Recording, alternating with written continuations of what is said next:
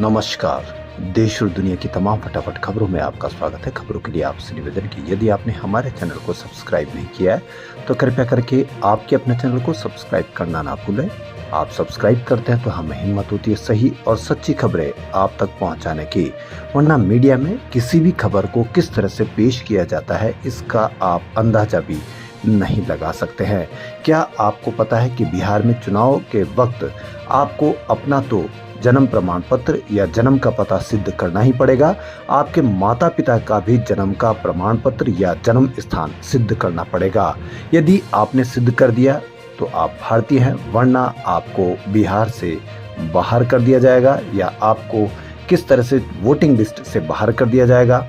Voting list से बाहर करने का मतलब है कि आपको सरकारी किसी भी योजना का लाभ नहीं मिलेगा और इस तरह की कार्रवाई की कहीं पर भी आपने कोई चर्चा देखी नहीं देखी, क्योंकि यह आपसे जुड़ी हुई खबर है। धैर्य रखिए, नंबर सबका आएगा। तो क्या है आज की बड़ी खबरें। 1991, जी हाँ, आज ही के दिन पीवी नरसिम्हा राव ने भारत के प्रधानमंत्री पद की शपथ ली थी। वे भारत के 90वें प्रधानमंत्री थे। नरसिम्हा राव लाइसेंस राज की समाप्ति और भारतीय इकोनॉमी में उदारीकरण लाने का श्रेय उनको जाता है। नरसिम्हा राव के प्रधानमंत्री बनने में भाग्य का बड़ा हाथ रहा। दरअसल 1991 के आम चुनाव 2 चरणों में हुए थे। पहले चरण की वोटिंग राजीव गांधी की हत्या से पहले और दूसरे चरण की वोटिंग उनकी हत्या के बाद हुई। कांग्रेस का प्रदर्शन पहले चरण की तुलना में दूसरे चरण में बेहतर रहा। माना गया कि उनको जो वोट मिले वो सहानुभूति के मिले और उसके बाद वह 232 सीट के साथ सबसे बड़े दल के रूप में उभरी। नरसिम्हा राव पीएम बने और अल्पमत में रहते हुए भी 5 साल का कार्यकाल पूरा किया। वह देश के पहले ऐसे प्रधानमंत्री थे जिन्होंने नेहरू गांधी परिवार का न होते हुए भी अपना कार्यकाल पूरा किया। खास राजनीतिक विश्लेषक संजय बारू ने अपनी किताब 1991 में how PV Narasimha Rao made history में राव द्वारा किए गए सुधारों को ऐतिहासिक बताया था। जी हाँ, नरसिम्हा राव के सुधार कार्य वास्तव में ऐतिहासिक थे। बीएलओ यानी बूथ लेवल ऑफिसर रविवार से घर घर जाकर मतदाताओं को गणना प्रपत्र बांटेंगे। मतदाताओं को इनके भरकर संबंधित दस्तावेजों के साथ वापस करना होगा। इसके आधार पर चुनाव आयोग फर्जी वोटरों को वोटर लिस्ट से अलग करेगा। अब इस पर सियासत गरमाने लगी है और गरमाए क्यों नहीं, क्योंकि इसमें आपका ही नहीं आपके माता पिता का भी स्थान बताना पड़ेगा। विपक्ष इसे चुपके से एनआरसी लागू करने वाला कदम बता रहा है। वोटर लिस्ट में नाम दर्ज करवाने के लिए अब नागरिकों को दस्तावेज के जरिए साबित करना होगा कि वह कब और कहां पैदा हुए थे। उन्हें यह भी बताना होगा कि उनके माता पिता कहां पैदा हुए थे। राजद नेता व बिहार विधानसभा में नेता प्रतिपक्ष तेजस्वी यादव ने आरोप लगाया कि ये पूरी कवायद एनडीए की साजिश है। मतदाता सर्वे का मकसद गरीब, वंचित और शोषित वर्ग को वोटर लिस्ट से दूर करना है। उन्होंने कहा कि अब 2003 में मतदाता सूची बनी थी तो उसे तैयार करने में पूरे 2 साल लगे थे, लेकिन बिहार में चुनाव आयोग ये पूरी प्रक्रिया को मात्र 25 दिनों में पूरा करने की बात कर रहा है।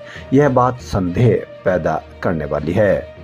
उन्होंने कहा कि आरएसएस नेता दत्तात्रेय होसबले संविधान बदलने की बात कहते हैं। यह सारी प्रक्रिया संविधान के खिलाफ है। केदारनाथ हेलीकॉप्टर हादसे में पायलट राजवीर सिंह की हुई मौत के बाद अब उनकी मां विजय लक्ष्मी चौहान ने भी दुनिया को अलविदा कह दिया। राजवीर हाल ही में जुड़वा बेटों के पिता बने थे। मां अपने जवान बेटे को खोने का दर्द सह नहीं कर पा रही थी। ऐसे में उनको दिल का दौरा पड़ा और उनका भी आज निधन हो गया। दरअसल बीते 15 जून को केदारनाथ में एक हेलीकॉप्टर क्रैश हो गया था जिसमें जयपुर के पायलट राजवीर सिंह समेत 7 लोगों की मौत हो गई थी।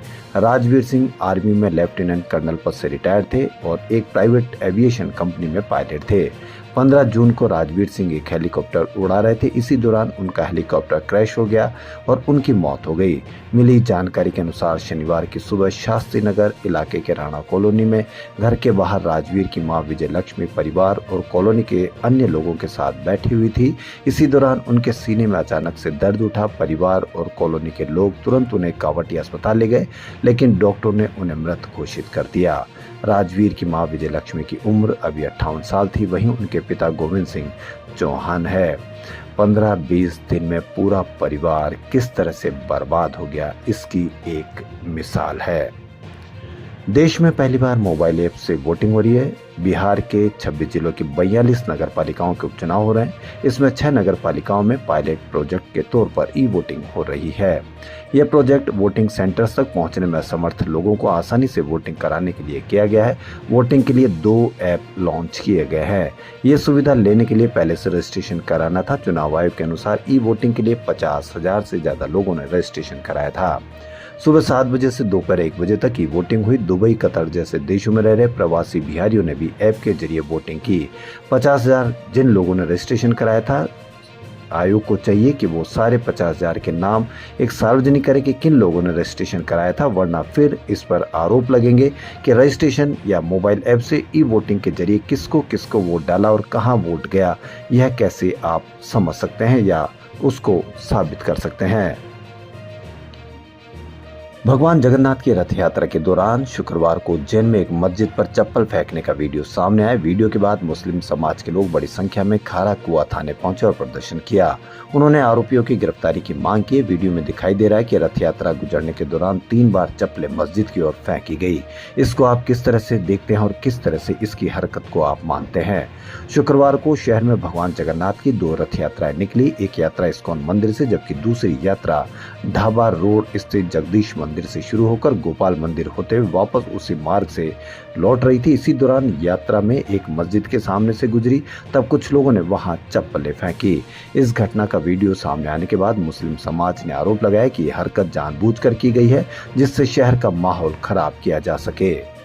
वीडियो वायरल होने के बाद शुक्रवार देर शाम बड़ी संख्या में मुस्लिम समाज के लोग खारा कुआं थाना पहुंचे। उन्होंने नारेबाजी करते हुए कहा कि ऐसी घटनाएं धार्मिक भावनाओं को ठेस पहुंचाती है और शहर की शांति को खतरे में डालती है। लोगों ने आरोपियों को जल्द गिरफ्तार कर उनके खिलाफ सख्त कानूनी कार्रवाई करने की मांग की है। और आप अपने बच्चों को समझाइए कि यदि कोई वहां हादसा होगा और कोई हादसे का शिकार होगा तो वो आपका बच्चा होगा, किसी बड़े आदमी का बच्चा नहीं होगा, बड़े नेता का बच्चा नहीं होगा। इसलिए आप अपने बच्चों को संभालें और इस तरह की हरकतें करने से रोकें, क्योंकि कहीं न कहीं ऐसी हरकत के बाद कोई हादसा होता है, कहीं न कहीं कोई दंगा फसाद होता है, जिसमें कोई न कोई किसी न किसी का बच्चा, युवा बच्चा जो मात्र 20 से 25-30 साल की उम्र के होते हैं, वो इन हादसों का शिकार होते हैं। और वो हादसे किस तरह के शिकार होते हैं ये हम पिछले कई समय से देखते आ रहे हैं। और शिकार पर उनकी एक यात्राएं निकाली जाएगी, उन पर एक माहौल क्रिएट किया जाएगा और फिर कुछ समय बाद में दूसरी यात्रा में कोई दूसरा हादसा हो जाएगा, दूसरे हादसे में कोई दूसरा व्यक्ति शहीद हो जाएगा, पहले वाले को भुला दिया जाएगा। इससे पहले आप कितने लोगों के हादसे में शिकार हुए लोगों के साथ आज भी आप उनके साथ एक सहानुभूति देखते हैं या आप उन पहले वाले लोगों को भुला दिए गए हैं? उर्वरकों के निर्यात पर चीन की सख्ती के कारण भारत में पानी में घुलने वाले उर्वरकों की आपूर्ति पर ही फर्क नहीं पड़ा, बल्कि जमकर इस्तेमाल होने वाले डाई अमोनिया फॉस्फेट के दाम भी चढ़ने लगे हैं। डीएपी के $800 प्रति टन तक पहुंच गए हैं। इससे चालू वित्त वर्ष के लिए केंद्र का सब्सिडी का गणित गड़बड़ा सकता है, लेकिन कहीं पर भी आप इसकी कोई चर्चा नहीं देखेंगे, क्योंकि ये किसानों से जुड़ी हुई खबर है, ये आपसे जुड़ी हुई खबर है।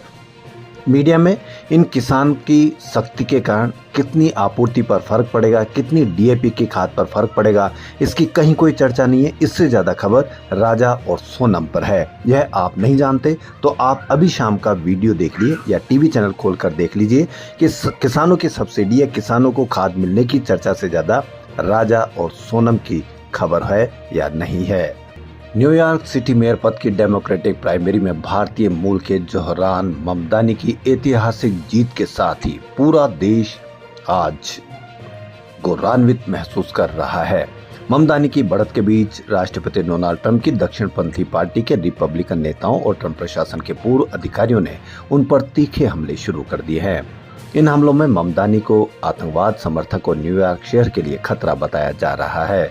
ट्रंप प्रशासन के पूर्व सलाहकार स्टीफन मिलर, जिन्होंने इसे अमेरिकन माइग्रेशन नीति की विफलता बताया। लेकिन कहीं पर भी भारतीय मूल के जोहरान ममदानी की आप कोई चर्चा देख रहे हैं या उनकी कैसी जीत रही, किस प्रकार से भारतीय मूल के व्यक्ति की जीत? क्योंकि भारतीय मूल के जोहरान ममदानी की मां मीरा नायर, जो एक अपने देश में जबरदस्त तरीके की एक फिल्मी से जुड़ी हुई है। जी हाँ, तो फिलहाल देश और दुनिया की तमाम फटाफट खबरों में फिलहाल इतना ही। यदि आपको हमारा चैनल पसंद आए तो लाइक, सब्सक्राइब और शेयर अवश्य करें।